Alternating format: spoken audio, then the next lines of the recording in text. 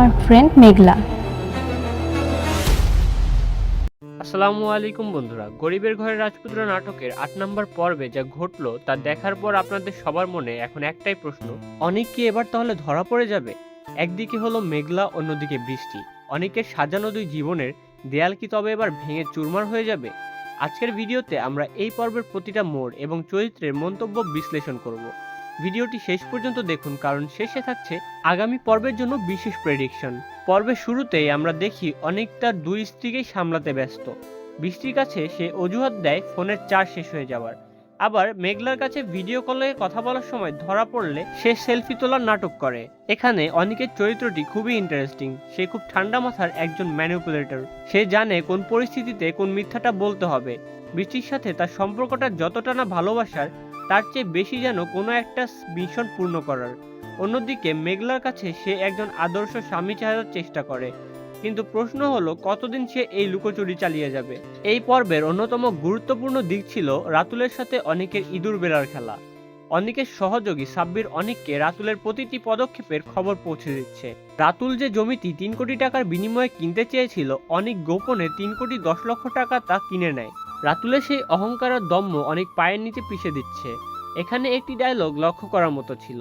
অনিক যখন রাতুলকে বলে, আজ থেকে তুই নিচে নামার দিন গুনতে থাক, এর মানে হলো অনিক শুধু বড়লোক হয়েই নয়, বরং রাতুলকে ধ্বংস করার জন্য একটি সুপরিকল্পিত মাস্টার প্ল্যান নিয়ে এগোচ্ছে। রাতুল এখনো বুঝতে পারছে না তার পেছনে কলকাঠি কে নাড়ছে। নাটকের সবচেয়ে বড় টুইস্ট আসে যখন মেঘলা আর বৃষ্টি একে অপরের মুখোমুখি হয়। বৃষ্টি হোঁচট খেয়ে গেলে মেঘলা তাকে ধরে ফেলে। তারা একে অপরের পরিচয় জানে না তারা দুজনেই একই মানুষের স্ত্রী। বৃষ্টির চরিত্রটি এখানে বেশ পজিটিভ মনে হয়েছে। সে মেঘলাকে সাহায্য করার জন্য এবং কৃতজ্ঞতা প্রকাশের জন্য নিজের বাড়িতে নিয়ে আসে। এখানে একটি ট্র্যাজিক আইরনি কাজ করছে। মেঘলা বৃষ্টির বাড়িতে গিয়ে যখন বৃষ্টির সাজানো সংসার দেখছে, সে তখন ঘুণাক্ষরেও জানে না যে এই রাজকীয় জীবনের মালিক আসলে তারই স্বামী অনিক মাহমুদ। পর্বের শেষ দৃশ্যটি ছিল হৃদয় স্পন্দন বাড়িয়ে দেওয়ার মতো। বৃষ্টি তার স্বামী অনিক মাহমুদের সাথে মেঘলার পরিচয় করিয়ে দিতে ড্রয়িং রুমে ডেকে নিয়ে আসে। অনিক যখন ঘরে ঢোকে এবং মেঘলাকে সোফায় বসে থাকতে দেখে, তার চোখের সেই আতঙ্ক ছিল দেখার মতো। মিরাজ খান অনিকের চরিত্রে এই দৃশ্যটিতে চমৎকার অভিনয় করেছেন। তার শরীরী ভাষা এবং এক্সপ্রেশন বলে দিচ্ছিল যে তার পায়ের তলা থেকে মাটি সরে গেছে। অন্যদিকে মেঘলার সরল মুখ আর বৃষ্টির হাসিমাখা আমন্ত্রণ, সব মিলিয়ে এক চরম অস্থিরকর পরিস্থিতির সৃষ্টি হয়েছিল।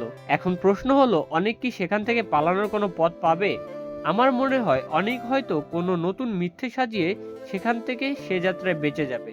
কিন্তু মেঘলার মনে এবার সন্দেহের বীজ বপন হয়ে গেল। আপনারা কি মনে করেন, মেঘলা কি চিনতে পারবে অনিককে, নাকি অনিক আবার কোনো চাল চালবে? কমেন্ট করে আপনাদের মতামত অবশ্যই জানাবেন। ভিডিওটি ভালো লাগলে লাইক দিন এবং আমাদের চ্যানেলটি সাবস্ক্রাইব করে সাথেই থাকুন। দেখা হচ্ছে পরবর্তী কোনো ভিডিওতে। ততক্ষণ পর্যন্ত ভালো থাকুন, সুস্থ থাকুন। আল্লাহ হাফেজ।